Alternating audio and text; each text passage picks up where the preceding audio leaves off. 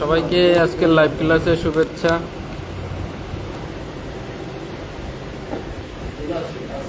সবাই দ্রুত ক্লাসে জয়েন করার চেষ্টা করেন।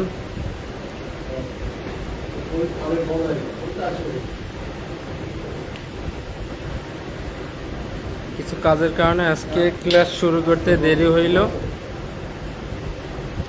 আপনারা যারা এই মুহূর্তে অ্যাভেলেবেল আছেন ক্লাসে জয়েন করেন। আমরা আজকে ছোট করে খুব তাড়াতাড়ি আমাদের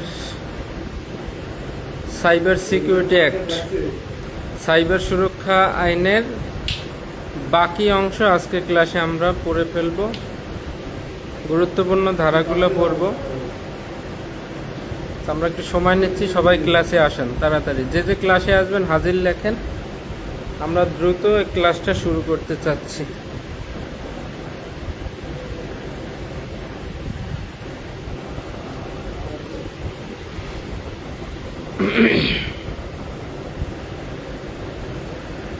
আপনারা সবাই কেমন আছেন? আশা করি সবাই ভালো আছেন। আপনাদের পড়ালেখা কোন গতিতে চলতেছে? আর মাত্র 1 মাস 1 সপ্তাহ বাকি আছে পরীক্ষার। এই 1 সপ্তাহ ধরা যাবে না, 1 মাস আছে। তাহলে 1 মাসের মধ্যে আপনি কি প্রমোশন পাওয়ার মতো যোগ্যতা অর্জন করবেন? আপনার কি মনে হয়? বা যে সকল ঘাটতি আছে এগুলো কি আদৌ 1 মাসে সম্ভব? আপনি কি সেই পরিমাণ প্রস্তুতি নিচ্ছেন?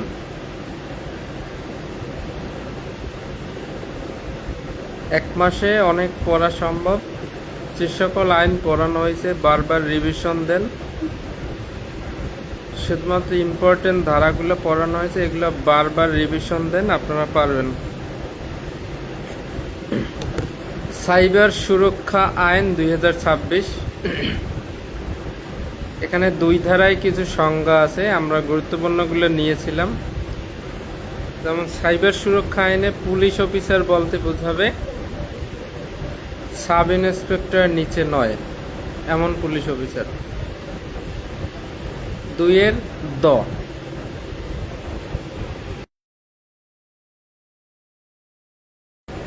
আমাদের 2 লিখতে যে দ লাগে সেই 2 দতে আছে পুলিশ অফিসার বলতে কাকে বোঝাবে।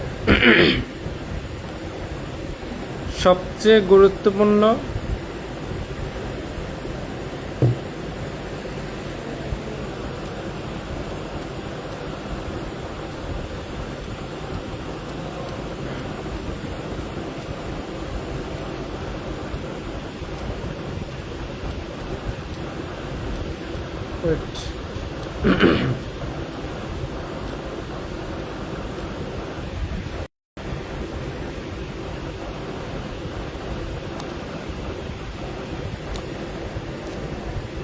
আমাদের সবচেয়ে গুরুত্বপূর্ণ সেকশন হচ্ছে 2 মতে ম্যালওয়্যার, যতে যৌন হয়রানি, রতে রিভেঞ্জ পর্ন, আর লতে হচ্ছে সাইবার সুরক্ষা। শব্দের সাথে সংজ্ঞার মিল আছে। এই ম্যালওয়্যারটা হচ্ছে এমন একটা অ্যাপস বা প্রোগ্রাম যেটার মাধ্যমে কোনো কম্পিউটার বা কম্পিউটার সিস্টেম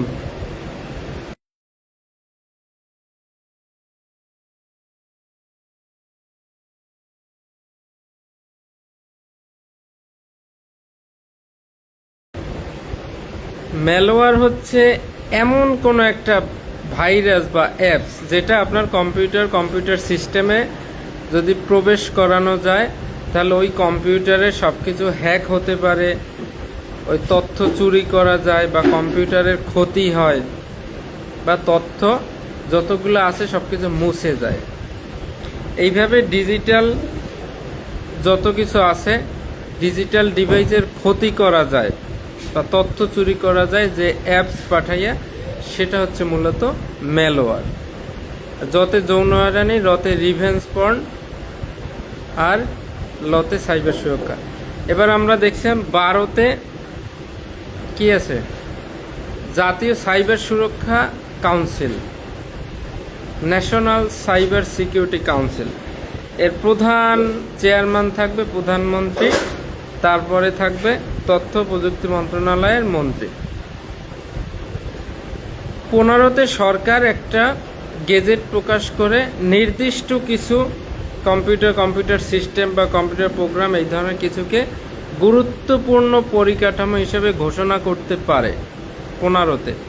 আর এই ঘোষণা করা যে গুরুত্বপূর্ণ পরিকাঠামো, সেটা যদি কেউ অর্থাৎ বেআইনিভাবে প্রবেশ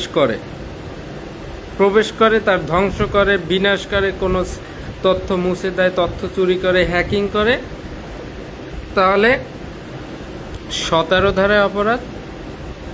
আর নর্মাল কোনো কম্পিউটার সিস্টেম, কম্পিউটার প্রোগ্রাম বা digital device, digital system, digital নেটওয়ার্কে যদি কেউ প্রবেশ করে 18, আর এই কম্পিউটার সিস্টেমে প্রবেশ করে যদি ক্ষতি সাধন করে তাহলে 19।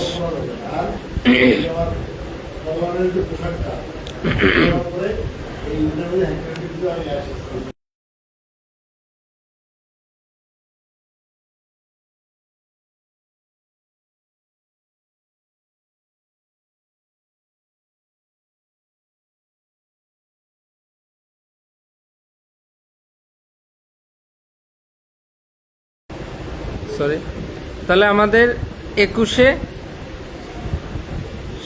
জালিয়াতি, 22-এ প্রতারণা। দণ্ডবিধির কত ধারায় জালিয়াতির শাস্তি এবং কত ধারায় প্রতারণার শাস্তি আপনারা জানেন? আপনাদের কি মনে আছে প্রতারণার শাস্তি কত ধারা আর জালিয়াতির শাস্তি কত ধারা? তো নর্মালি যখন দণ্ডবিধিতে যদি কোনো শাস্তি হয় প্রতারণা, জালিয়াতির, এই অপরাধগুলো হয় আমাদের দৃশ্যমান জগতে, ঠিক আছে? আমাদের এই যে দৃশ্যমান ভিজিবল ওয়ার্ল্ড, দৃশ্যমান জগতে। কিন্তু এই সাইবার সিকিউরিটিতে মামলা কখন হবে? যখন অনলাইন প্ল্যাটফর্মে জালিয়াতি বা প্রতারণা হবে। এখন যদি অনেক জালিয়াতি প্রতারণা অনলাইনে হয়, তাহলে সাইবার সিকিউরিটির মামলা তখনই হবে, সাইবার আইনে তখনই মামলা হবে যখন এই প্রতারণা বা জালিয়াতিটা অনলাইন প্ল্যাটফর্মে হবে। আর নর্মাল প্রতারণা যদি হয়, জালিয়াতি হয়, সেটা যাবে দণ্ডবিধিতে। আর অনলাইন প্ল্যাটফর্ম বা ডিজিটাল সেক্টরে যখন জালিয়াতি প্রতারণা হবে তখন সেটা হবে সাইবারে মামলা হবে। তো 21-এ জালিয়াতি, 22-এ প্রতারণা, আর 23-এ হচ্ছে সাইবার সন্ত্রাসী কার্য, সাইবার হামলা, সাইবার অ্যাটাক। মনে করেন বাংলাদেশ ব্যাংকের সার্ভারে সাইবার অ্যাটাক করে ফেলছে বড় ধরনের হ্যাকাররা, সেখানে অ্যাকাউন্ট থেকে টাকা পয়সা নিয়ে যাচ্ছে বা নিয়ে গেছে, সাইবার হামলা। এই সাইবার হামলা বা সাইবার সন্ত্রাসী কার্য, এটা করলে কি হয়?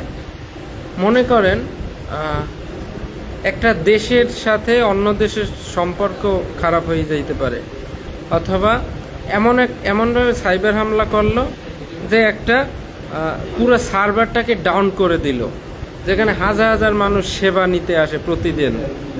ওই সার্ভারটাকে সাইবার হামলা করে ডাউন করে দিল, এখন সকল মানুষের সেবা বন্ধ হয়ে গেল।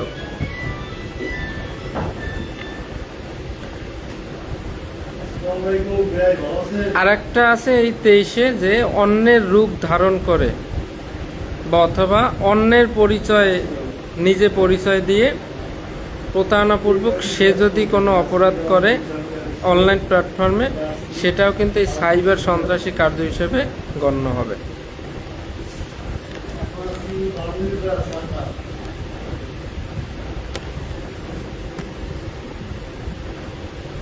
আমার 24-এ ছিল ই ট্রানজ্যাকশন, অবৈধ ই ট্রানজ্যাকশন, অবৈধভাবে টাকা পয়সা লেনদেন করলে, অর্থাৎ অন্যের বিকাশ অ্যাকাউন্ট, নগদ অ্যাকাউন্ট, এইটা দিয়ে যদি আপনি আপনার অ্যাকাউন্টে টাকা নিয়ে যান, অন্যের ব্যাংক অ্যাকাউন্ট থেকে আপনি যদি নিয়ে যান, অর্থাৎ অবৈধ ই ট্রানজ্যাকশন।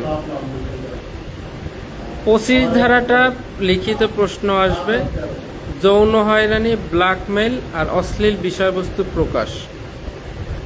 যে কোনো একটা উদ্দীপক দাঁড় করাই দেবে, আপনাকে বলবে এক্ষেত্রে কার কি অপরাধ। আমি গতকালও বলছিলাম, যৌন হয়রানি যে কোনো প্রকারের, কারো ছবি দিয়ে আপনি এআই থেকে তাকে নোট ছবি বানাইলেন, এখন তাকে দিচ্ছেন যে এই দেখ তোর ছবি এরকম আছে, তুই এত টাকা না দিস, অথবা যদি আমার সাথে শারীরিক সম্পর্ক না করিস তোর এইটা আমি অনলাইনে ছেড়ে দেব। কারো আপত্তিকর ভিডিও বা গোপন ভিডিও ধারণ করে সেটা দিয়ে যে কোনোভাবে ছবি ভিডিও, ঠিক আছে, রেকর্ড বা যে কোনোভাবে যদি আপনি ডিজিটাল মাধ্যমে তাকে হয়রানি করেন বা ছেড়ে দেওয়ার হুমকি দেন, তাহলে এটা 25-এ যাবে। আর পর্নোগ্রাফির 8-এর 2-3 এইটাও ধারা দিবেন। তবে নর্মাল প্রাপ্তবয়স্ক লোকের সাথে যৌন হয়রানিমূলক কিছু বা ব্ল্যাকমেইল করলে 25-এর কত 2 ধারায় শাস্তি। তবে কোনো 18 বছরের নিচে কোনো নারী বা শিশুর সাথে যদি আপনি এটা করেন তাহলে 25-এর 3 অনুযায়ী বেশি শাস্তি। 26-এ ধর্মীয় জাতিগত বিষয়ে বিদ্বেষমূলক ধর্ম অবমাননার উদ্দেশ্যে কি আপনি ফেসবুকে স্ট্যাটাস দিলেন, নর্মালভাবে ধর্ম অবমাননা করলে কোনো কার্টুন লিফলেট কথাবার্তা বললে 295 শটাইবেন ক হবে, কিন্তু ডিজিটাল মাধ্যমে অনলাইন প্ল্যাটফর্মে যদি ধর্মীয় বিষয়ে জাতিগত বিষয়ে ঘৃণা বিদ্বেষ ছড়ানোর জন্য বা সহিংসতা করার জন্য যদি কিছু পড়ে দেন তাহলে 26, 27-এ সহায়তা, 28-এ মিথ্যা মামলা, 29-এ কোম্পানি কর্তৃক অপরাধ। আজকে আমাদের মূল ক্লাসটা হবে 31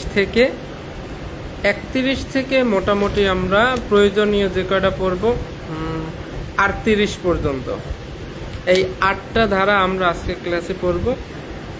যদি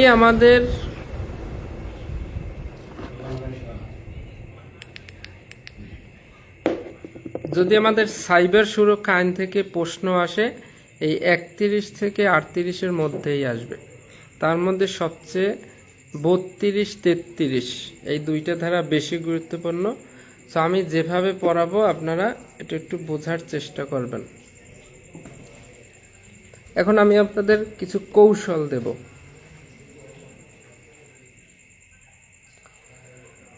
31 লিখতে 31-এর শেষে আছে কত 3 আর 1, শেষে আছে 1। 32-এর শেষে আছে কত 2, 33-এর শেষে আছে 3, 34-এর শেষে 4, 35-এর শেষে 5। এই কৌশলটা শিখে রাখেন, নোট করে রাখেন বা বইতে লিখে রাখেন। তাহলে 31-এর শেষে 1, তাই এখানে কথা থাকবে একটা, তদন্ত, শুধু তদন্ত। 32-এর শেষে 2, এখানে কথা থাকবে 2টা, তদন্তের সময়সীমা, তদন্তের সময়সীমা। আবার 33-এর শেষে 3, এখানে কথা থাকবে 3টা, তদন্তকারী অফিসারের ক্ষমতা, তদন্তকারী অফিসারের ক্ষমতা। তাহলে 34-এর শেষে 4, এখানে কথা থাকবে 4টা, পরোয়ানার মাধ্যমে তল্লাশি জব্দ, অর্থাৎ পরোয়ানা সহকারে, পরোয়ানা সহকারে তল্লাশি জব্দ। তাহলে 35-এর শেষে 5, এখানে থাকবে 5টা কথা, বিনা পরোয়ানার মাধ্যমে তল্লাশি জব্দ, বিনা পরোয়ানার মাধ্যমে তল্লাশি জব্দ। মিলছে 31 থেকে 35। 31-এর শেষে 1, তাই কথা হবে একটা, তদন্ত। 32-এর শেষে 2, কি তদন্তের সময়সীমা। 33-এ 3, তদন্তকারী অফিসারের ক্ষমতা। 34-এ 4, পরোয়ানার মাধ্যমে তল্লাশি জব্দ। 35-এ 5টা, বিনা পরোয়ানার মাধ্যমে তল্লাশি জব্দ। প্রচন্ড গরম। এখন 31-এ বলা হয়েছে যে তদন্তটা কে করবে। সাইবার সুরক্ষা আইনে যদি মামলা হয়, সাইবার সিকিউরিটি আইনে তদন্ত করবে পুলিশ অফিসার অর্থাৎ সাব ইন্সপেক্টরের নিচে নয়, অথবা সরকার কর্তৃক ক্ষমতাপ্রাপ্ত অন্য কোনো অফিসার। আর একটা বলা হয়েছে যে ট্রাইব্যুনাল যদি মনে করে তাহলে আপনার তদন্তকারী সংস্থা, আইনশৃঙ্খলা রক্ষাকারী বাহিনী এবং এজেন্সির সমন্বয়ে যৌথ তদন্ত দল বা তদন্ত কমিটি গঠন করতে পারে। নর্মালি বলা হয়েছে যে পুলিশ অফিসার অথবা সরকার কর্তৃক ক্ষমতাপ্রাপ্ত যারা আছে এরা তদন্ত করতে পারবে। তবে ট্রাইব্যুনাল যদি চায়, এই সাইবার সিকিউরিটি আইনের মামলা, নর্মাল মামলাগুলো যে কোনো আদালতে বিচার হয়, তবে বিশেষ বিশেষ যেমন নারী শিশু মামলা, এটার জন্য আলাদা ট্রাইব্যুনাল আছে, নারী শিশুর ট্রাইব্যুনাল। এরকম বিভিন্ন, যেমন এই সাইবার সিকিউরিটির এটার জন্য আলাদা ট্রাইব্যুনাল, শিশুদের জন্য শিশু আদালত, মানে আলাদা আলাদা। তাহলে বলা হয়েছে পুলিশ অফিসার অথবা সরকার কর্তৃক ক্ষমতাপ্রাপ্ত এরা তদন্ত করতে পারবে। তবে ট্রাইব্যুনাল যদি চায়, তদন্তকারী সংস্থা, আইনশৃঙ্খলা রক্ষাকারী বাহিনী অথবা এজেন্সির সমন্বয়ে কয়েকটা সমন্বয়ে একটা যৌথ তদন্ত দল গঠন করতে পারবে, যাদের কাজ হবে এই সাইবার সিকিউরিটি অ্যাক্টের মামলা তদন্ত করা। এটাকে নিয়ে এত বড় করে দেখা হয় কেন? কারণ সাইবার সিকিউরিটি অ্যাক্টের মামলার শাস্তি কিন্তু অনেক বড় বড়, 1 কোটি টাকা জরিমানা, অমুক জরিমানা, ঠিক আছে। তাহলে 32-এ তদন্তের সময়সীমা জাস্ট নর্মালি জানেন, 1-এর ক খ গ 2, 1-এর ক খ গ 2 প্রথমে বলছে যে তদন্তের আদেশ পাওয়ার পরে 90 দিনের মধ্যে কি করতে হবে, কিন্তু 90 দিনের মধ্যে তদন্ত সম্পন্ন করতে হবে। খতে বলছে এর মধ্যে না পারলে নিয়ন্ত্রণকারী অফিসারের কাছে আবেদন করে আরো 15 দিন বাড়ানো যাবে। গতে বলছে এই 15 দিনের মধ্যেও যদি না হয় তাহলে ট্রাইব্যুনালের কাছে আবেদন করে আরো 30 দিন পর্যন্ত বাড়ানো যাবে। 90, 15, 30। আর 2-তে বলছে যদি কোনো এই অপরাধ তদন্তের ক্ষেত্রে যদি প্রযুক্তিগত সীমাবদ্ধতার কারণে তদন্ত জাস্ট টাইমে সম্পন্ন করতে ব্যর্থ হয়, তাহলে এই ট্রাইব্যুনাল যুক্তিসঙ্গত সময় পর্যন্ত বাড়াইতে পারবে। যুক্তিসঙ্গত মানে কি? এটা আনলিমিটেড। কারণ সাইবার সিকিউরিটি অ্যাক্টের মামলাগুলো হবে আপনার কম্পিউটার বা ডিজিটাল প্ল্যাটফর্মের অথবা কম্পিউটার প্রোগ্রাম, কম্পিউটার সিস্টেম বা ডিজিটাল সিস্টেম, এই ধরনের। তো এইগুলাই কিন্তু আপনার প্রযুক্তিগত সহায়তা দরকার। কারণ এমন একটা অনলাইন প্ল্যাটফর্মে বা কম্পিউটার সিস্টেমে এমন একটা অপরাধ হয়েছে যেটার জন্য আমাদের একজন এই বিষয়ে বিশেষ এক্সপার্টের সহায়তা দরকার। বাংলাদেশে এরকম এত বড় এক্সপার্ট নাই, তাহলে বিদেশে আছে, তাকে হায়ার করে আনতে হবে। কতদিন লাগবে, ওনাকে চিঠি দেওয়া হবে, দেখা যায় 6 মাস লেগে গেল এরকম। সেজন্য বলছে আনলিমিটেড, যুক্তিসঙ্গত সময় পর্যন্ত বাড়াইতে পারবে। তাহলে 1-এর ক খ গতে, 1-এর প্রথমে কতে আছে কত, 90 দিন। এর ভিতরে না পারলে নিয়ন্ত্রণকারী অফিসার দেবে 15 দিন, তার মধ্যে না পারলে 30 দিন। আর 2-তে বলছে প্রযুক্তিগত সীমাবদ্ধতার কারণে যদি দেরি হয় তাহলে কত, যুক্তিসঙ্গত সময় পর্যন্ত বাড়াইতে পারবে। এই 32 আর 33-এ 3টে কথা। তদন্তকারী অফিসারের ক্ষমতা, এই ধারাটা আপনারা সবাই মুখস্থ রাখবেন। আপনাদের লিখিত প্রশ্ন এই ধারাটা থেকে হবে। সাইবার সুরক্ষা আইন অনুযায়ী তদন্তকারী পুলিশ অফিসারের ক্ষমতা আলোচনা করুন। খুব সুন্দর প্রশ্ন। তদন্তকারী অফিসারের ক্ষমতাটা কি? যে অর্থাৎ তদন্তকারী অফিসার তার তদন্তের ক্ষেত্রে কি কি ক্ষমতা থাকবে? Computer program, computer system, computer network বা ডিজিটাল সিস্টেম, ডিজিটাল নেটওয়ার্কের অধীনে কোনো যদি অপরাধ সংঘটিত হয় তাহলে এই সকল জিনিসপত্র কি করবেন? তিনি নিজের নিয়ন্ত্রণে নেবেন।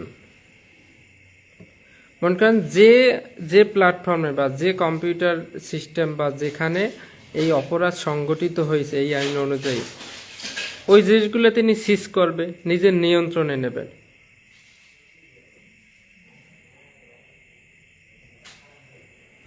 এবারে নেওয়ার পর কি করবেন? এরপরে এইটা সম্পর্কে জানার জন্য তিনি বিশেষজ্ঞ ব্যক্তি বা বিশেষজ্ঞ প্রতিষ্ঠানের কাছে কি করতে পারবেন? সহায়তা গ্রহণ করতে পারবেন। এখন তদন্তকারী কর্মকর্তা উনি তো আর অত এক্সপার্ট, আইটি এক্সপার্ট না, তাহলে আইটি এক্সপার্ট যারা আছে তাদের কাছ থেকে সহায়তা গ্রহণ করতে পারবে এবং এই তদন্ত পরিচালনাকারে তদন্তের স্বার্থে এই যে মহাপরিচালক আছে, এই মহাপরিচালক কি করবে? আন্তর্জাতিক মানের যারা বিশেষজ্ঞ এই তদন্তের আলামত সংগ্রহ বা তদন্ত পরিচালনায় তদন্তকারী অফিসারকে সহায়তা করার জন্য নিযুক্ত করতে পারবেন। তাই নর্মালি প্রথমে যে কম্পিউটার সিস্টেম বা কম্পিউটার প্রোগ্রামের অপরাধ সংঘটিত হয়েছে সেটা আগে তদন্তকারী অফিসার নিয়ন্ত্রণে নেবেন। নেওয়ার পরে এই বিষয়ে যারা বিশেষজ্ঞ আছে তাদের সহায়তা নেবেন এটা বোঝার জন্য। এরপরে মহাপরিচালক কি করতে পারবে? যদি দেখেন যে এটা নর্মাল বিশেষজ্ঞ দিয়ে হচ্ছে না আমাদের দেশের, তখন কি করবেন? এই তদন্তের স্বার্থে আন্তর্জাতিক মানের যারা বিশেষজ্ঞ আছে, আইটি এক্সপার্ট, তাদেরকে ওই তদন্তকারী অফিসারকে সহায়তা করার জন্য নিযুক্ত করবেন। আর এরপর তিনি যে কম্পিউটার সিস্টেম, ডিজিটাল ডিভাইস এগুলো নিয়ন্ত্রণে নিয়েছে সেগুলা অনতিবিলম্বে কি সংশ্লিষ্ট আদালতকে অবহিত করবেন।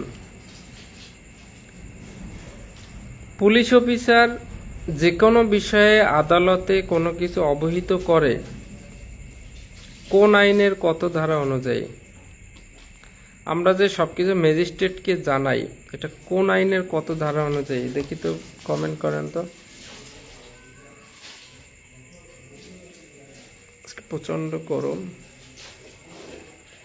এখন আপনি একজন তদন্তকারী কর্মকর্তা, সাইবার সিকিউরিটি অ্যাক্টে মামলা হয়েছে একটা, আপনাকে এদের দায়িত্ব দেওয়া হয়েছে যে অমুক কম্পিউটারে একটা ম্যালওয়্যার পাঠাইয়া অমুক কম্পিউটারের সার্ভার ডাউন করে দেওয়া হয়েছে। তখন আপনি কি করবেন? নর্মালি সেখানে যাবেন, যে সকল কম্পিউটার অ্যাফেক্ট হয়েছে সেইগুলো নিজের নিয়ন্ত্রণে নেবেন। এটাই তো নর্মালি। নিয়ন্ত্রণে নেওয়ার পর এরপর এই বিষয়ে ভালো কে বোঝে সেই আইটি এক্সপার্টের সহায়তা নেবেন। ভাই আপনি একটু আসেন তো, একটু আমাকে একটু বলেন, আমার তো তদন্ত রিপোর্ট দিতে হবে। এবার সেও ফেল হয়ে গেছে, তখন মহাপরিচালকের কাছে আবেদন করবেন। তিনি কি করবে? বড় ধরনের আন্তর্জাতিক মানের ডিগ্রিধারী যারা আছে আইটি এক্সপার্ট তাদেরকে নিযুক্ত করবেন আপনাকে সহায়তা করার জন্য। আর আপনি যে সকল কম্পিউটার বা ডিজিটাল ডিভাইস যত কিছু জব্দ করছেন সব আদালতে জানাইতে হবে। এবার 34 পরোয়ানার মাধ্যমে তল্লাশি জব্দ।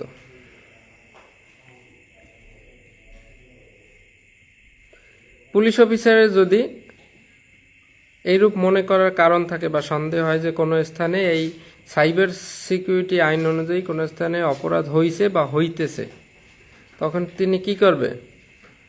ট্রাইব্যুনাল, সিএমএম বা CJM, tribunal, chief judicial magistrate বা চিফ মেট্রোপলিটন ম্যাজিস্ট্রেটের কাছে আবেদন করবেন। আবেদন করে তল্লাশি পরোয়ানা গ্রহণ করবেন। তারপর সেইখানে গিয়ে তল্লাশি এবং জব্দ করবেন।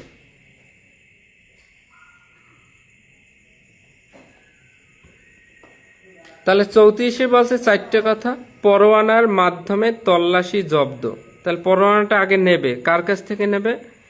ট্রাইব্যুনাল, চিফ জুডিশিয়াল ম্যাজিস্ট্রেট বা চিফ মেট্রোপলিটন ম্যাজিস্ট্রেটের কাছে আবেদন করে তল্লাশি পরোয়ানা নেবে, নিয়ে তারপরে উনি সেইগুলা যেখানে অপরাধ হইতেছে সেইখানে গিয়ে এগুলা জব্দ করে নিয়ে আসবে।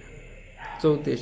আর 35, পরোয়ানা বিনা পরোয়ানার মাধ্যমে তল্লাশি জব্দ। যদি মূলত আমাদের তল্লাশি করার জন্য সবসময় পরোয়ানা নিয়ে তল্লাশি করতে হয়, তবে কখন তল্লাশি পরোয়ানা নেওয়ার দরকার হয় না? যখন দেখা যায় যে ম্যাজিস্ট্রেটের কাছে আবেদন করব, সে তল্লাশি পরোয়ানা ইস্যু করবে, এত সময় নাই। এই দেরি করতে করতে এই দিকের আমরা যে আসল জিনিস এইটা কি কেউ লুকাই ফেলতে পারে, সরিয়ে ফেলতে পারে, নষ্ট করে ফেলতে পারে, বা হ্যাক হইয়া যাইতে পারে, বা সাক্ষ্য প্রমাণাদি হারিয়ে যাইতে পারে। অর্থাৎ পরোয়ানার জন্য আবেদন করবে, পরোয়ানা আসবে, এই সময় নাই। এরকম যদি পরিস্থিতির সৃষ্টি হয় তখন তিনি কি করবেন? 35-এ কি করবে? সেই স্থানে পরোয়ানা ছাড়াই সেই স্থানে প্রবেশ করবে। কন্ডিশন কি কি? যদি পরোয়ানা সংগ্রহ করতে করতে মনে করেন হঠাৎ সাইবার হামলা হয়েছে, হঠাৎ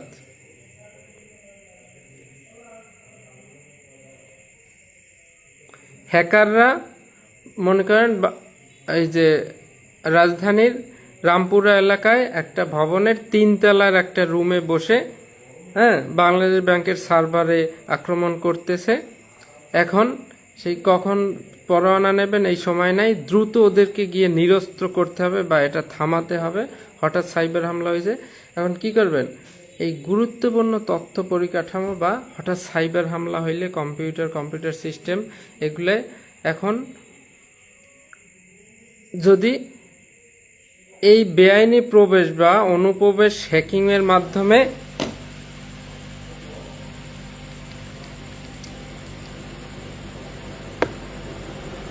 এরকম হঠাৎ যদি সাইবার হামলা হয়, অথবা খুব বিশেষ প্রয়োজন, পরোয়ানা সংগ্রহ করতে করতে এই গুরুত্বপূর্ণ সাক্ষ্য প্রমাণ লুকিয়ে ফেলতে পারে, বা এই ক্ষতির পরিমাণ বেড়ে যেতে পারে, বা এরকম যদি সম্ভাবনা থাকে, তখন পরোয়ানা ছাড়াই পুলিশ অফিসার আপনি কোথায় চলে যাবেন? প্রথমে কতে সেই স্থানে যাবেন, প্রবেশ করার চেষ্টা করবেন। বাধা পাইলে 48 ধারা অনুযায়ী কি ভেঙে চুরে প্রবেশ করতে পারবেন সিআরপিসির। প্রবেশ করার পর আপনার কাছে অপরাধের সাথে সংশ্লিষ্ট যত ডিজিটাল ডিভাইস সেগুলো জব্দ করবেন। এবার সেইখানে কোনো ব্যক্তি যদি পাওয়া যায়, তাকে যদি সন্দেহ হয়, তাহলে তাকে সার্চ করবেন। ব্যক্তির কাছে যদি কিছু পাওয়া যায় তাহলে তাকে গ্রেপ্তার করবেন। এই মাদকের যে আমরা 23 ধারায় বিনা পরোয়ানায় তল্লাশি করছিলাম, এই এই 4টে অপশন থাকে। প্রথমে প্রবেশ করবেন, প্রবেশে বাধা পাইলে ভেঙে চুরে প্রবেশ করবেন, সেইখানের অপরাধের সংশ্লিষ্ট সকল কিছু জব্দ করবেন। কোনো ব্যক্তি থাকলে ব্যক্তিকে সার্চ করবেন, অর্থাৎ তল্লাশি করবেন, আর ব্যক্তির কাছে কিছু পাওয়া গেলে ব্যক্তিকে আটক করবেন। বোঝা গেছে? এই তল্লাশির এই 4টা পয়েন্ট, এ মাদকের 23-এ আছে, এই সাইবারের 35-এ আছে। প্রথমে প্রবেশ করবেন, বাধা পাইলে ভেঙে চুরে প্রবেশ করবেন, তারপর সেখানে অপরাধের সাথে সংশ্লিষ্ট জিনিসপত্র তল্লাশি করে জব্দ করবেন। এবার ব্যক্তি থাকলে তাকে তল্লাশি করবেন, কোনো কিছু পাওয়া গেলে তাকে গ্রেপ্তার করবেন। এখন গ্রেপ্তার করার পর এই মালামালগুলো কি করবেন আপনি? এটাও 35 ধারায় আমাদের বলে দিয়েছে যে এই গ্রেপ্তার করে যে সকল মালামাল জব্দ করবেন, এটা ট্রাইব্যুনালের নিকট দাখিল করতে হবে, বা ট্রাইব্যুনালের নিকট অনতিবিলম্বে দাখিল করতে হবে। আর এই যে ব্যক্তিকে যে গ্রেপ্তার করলেন, তাকে সংবিধানের 33 অনুচ্ছেদ অনুযায়ী 24 ঘন্টার মধ্যে আদালতে প্রেরণ করতে হবে। আপনারা কি বুঝতে পারছেন? তাহলে 34-এর শেষে 4 পরোয়ানার মাধ্যমে তল্লাশি জব্দ। এখানে নর্মালি আপনি যদি সন্দেহ হয় যে অমুক জায়গায় অপরাধ হচ্ছে, ট্রাইব্যুনালের কাছে অথবা সিএমএম বা সিজিএম এর কাছে আবেদন করে তল্লাশি পরোয়ানা নেবেন, সেইখানে গিয়ে তল্লাশি করবেন। শেষ 34। তো 35-এ বলছে যে এই তল্লাশি পরোয়ানা নিতে গিয়ে যদি ক্ষতির পরিমাণ অধিকে গুরুত্বপূর্ণ তথ্য পরিকাঠামোতে হঠাৎ সাইবার হামলা হয়েছে, এই এখন এদেরকে রোধ করা দরকার, বা গুরুত্বপূর্ণ সাক্ষ্য প্রমাণ নষ্ট হয়ে যাইতে পারে, আলামত ছড়িয়ে ফেলতে পারে, তখন 35-এর শেষে 5 কথা থাকবে 5টা, বিনা পরোয়ানার মাধ্যমে তল্লাশি জব্দ। এই দেখেন, এই বিনাটা বাদ দিলে 34-এর শেষে 4, 34-এ যে কথা ছিল ওইটার সাথে শুধু বিনা মিশাবেন। 34-এর শেষে ছিল পরোয়ানার মাধ্যমে তল্লাশি জব্দ, এটার সাথে আগে বিনা যোগ করে দেবেন, বিনা পরোয়ানার মাধ্যমে তল্লাশি জব্দ। তাহলে এরকম যদি সম্ভাবনা থাকে তাহলে সরাসরি সেখানে প্রবেশ করবেন, বাধা পাইলে ভেঙে চুরে প্রবেশ করবেন, সেখানে অপরাধের সাথে সংশ্লিষ্ট জিনিসপত্র আটক করবেন, জব্দ করবেন, ব্যক্তিকে সন্দেহ হলে তল্লাশি করবেন, ব্যক্তির কাছে কিছু পাওয়া গেলে তাকে গ্রেপ্তার করবেন। এই যে সকল মালামাল জব্দ করবেন সেটা অনতিবিলম্বে ট্রাইব্যুনালের নিকট দাখিল করবেন, আর যে ব্যক্তিকে আপনি গ্রেপ্তার করলেন তাকে 24 ঘন্টার মধ্যে ম্যাজিস্ট্রেটের নিকট হাজির করবেন। 35 কি আপনারা পারেন?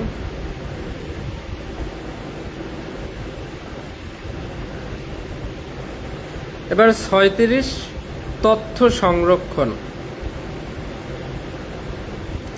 তথ্য সংরক্ষণ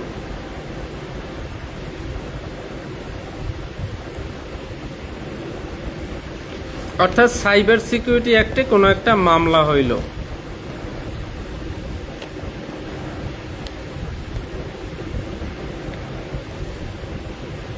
এখন সাইবার সিকিউরিটি একটা মামলা হইল, মনে করেন কোনো কম্পিউটারের কোনো একটা ক্ষতি সাধন করছে কেউ, বা যে কোনো ডিজিটাল প্ল্যাটফর্মের কোনো একটা ব্যাপার।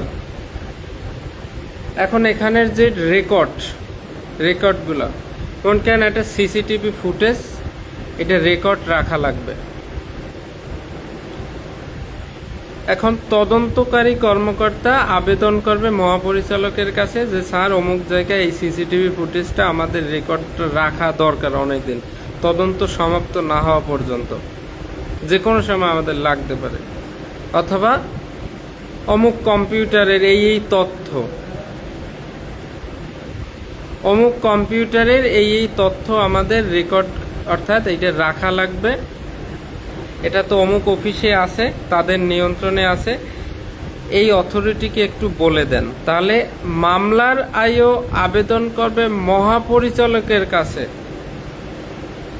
তখন মহাপরিচালক সেই অফিসে নির্দেশ দেবে, তিনি কতদিন পারবে? তিনি 90 দিন পর্যন্ত সেই তথ্য সংরক্ষণের জন্য আদেশ দিতে পারবেন। মহাপরিচালক পারবে 90 দিন পর্যন্ত তথ্য সংরক্ষণে আদেশ দিতে, আর এতে যদি কাজ না হয় তখন ট্রাইব্যুনালের কাছে আবেদন করলে ট্রাইব্যুনাল তিনি 180 দিন পর্যন্ত তথ্য সংরক্ষণের জন্য আদেশ দিতে পারবেন।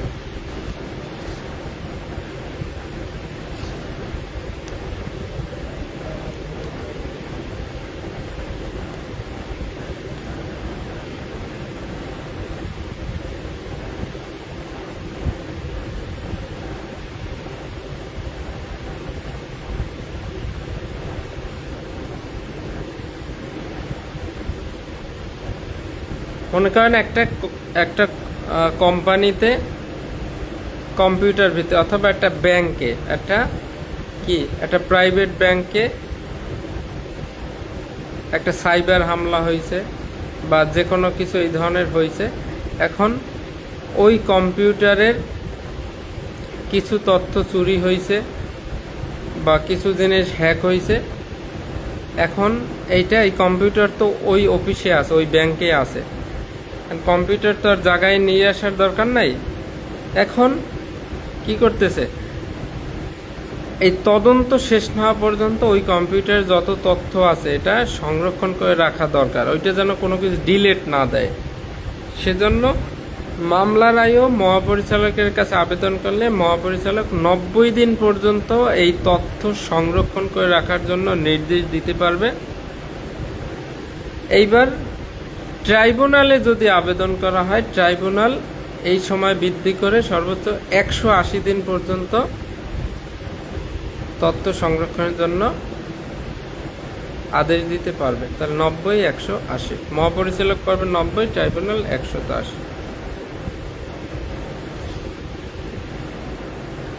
আমাদের 37 ধারাটা খুব সুন্দর একটা ধারা, কম্পিউটারের স্বাভাবিক ব্যবহার ব্যাহত না করা।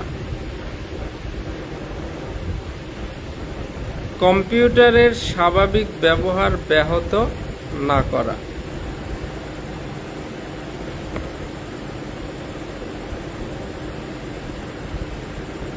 মনে করেন একটা অফিসের একটা কম্পিউটার ভিত্তিক কোনো একটা সাইবার সিকিউরিটি মামলা হয়েছে। এখন আপনি সেই অফিসে গিয়ে আর যে কম্পিউটারগুলো আছে সেগুলোর তো আর প্রবলেম না, তো সেইগুলোর ব্যবহার আপনি বন্ধ করতে পারবেন না, আরগুলা স্বাভাবিক নিয়মে চলবে। আপনার যতটুকু সমস্যা, যেটাকে নিয়ে সমস্যা, আপনি সেইটার অফ করে রাখতে পারবেন বা সেইটার বিষয়ে আপনি কার্যক্রম চালাইতে পারবেন, কিন্তু অন্যান্য কম্পিউটার বা অন্য কোনো কিছুর সেগুলোর ব্যবহার বন্ধ করতে পারবেন না। তবে দুইটা ক্ষেত্রে এগুলা জব্দ করা যাবে।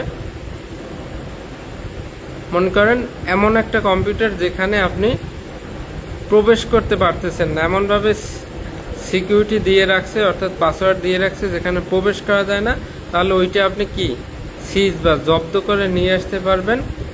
আর একটা হচ্ছে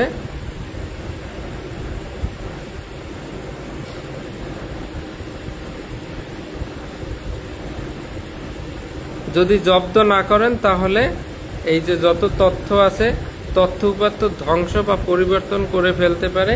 এই দুইটা ক্ষেত্রে আপনি এই কম্পিউটার বা ডিজিটাল ডিভাইস বা যে কোনো কিছু যেটার অধীনে মামলা হবে সেই জিনিসগুলো জব্দ করে নিয়ে আসতে পারেন। 37-এর মূল কথা হচ্ছে আপনার যতটুকু আর কি মামলা সংক্রান্ত যতটুকু প্রবলেম সেইটুকু সলভ করবেন। বাকি যে কম্পিউটারগুলো আছে ওই কম্পিউটারগুলোর স্বাভাবিক ব্যবহারে আপনি প্রতিবন্ধকতা সৃষ্টি করতে পারবেন না, বা ওইগুলো অফ করে রাখতে পারবেন না, ওইগুলো অফ করে রাখার নির্দেশ দিতে পারবেন না।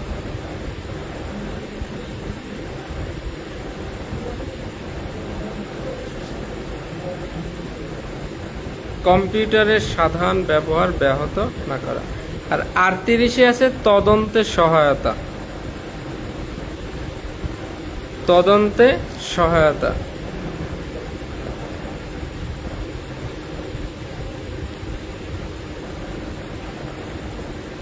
এই আইনের কোনো মামলা তদন্তকালে তদন্তকারী কর্মকর্তা যদি কোনো ব্যক্তি বা প্রতিষ্ঠানের কাছে সহায়তা দাবি করে, তখন তাদের কাজ হবে কি, তারা এই সহায়তা করার জন্য বাধ্য থাকবেন।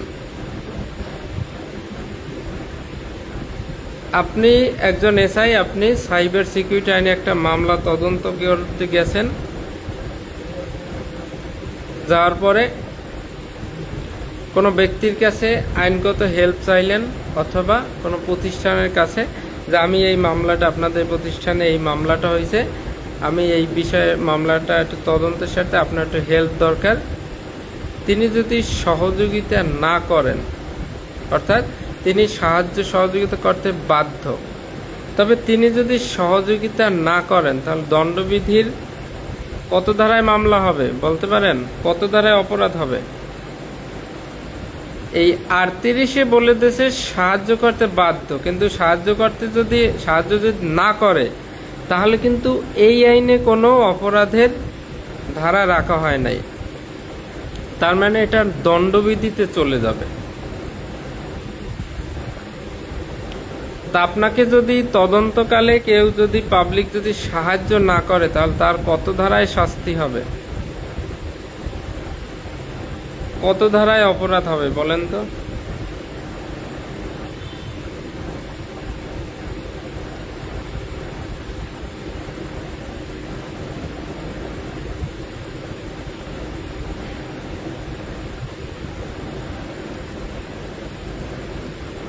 রাজু, তুমি কি ক্লাসে আছো? এখান থেকে আমাদের 127, থ্যাংক ইউ, 32, 33 আর 35 আমি শর্ট সাজেশন দিয়ে দিলাম। ওইদিকে আছে 21, 22, 23, 24, 25, 26, 23, 25, 26 শর্ট সাজেশন সাইবার সিকিউরিটি আইনের 23, 25, 26, 32, 33, 35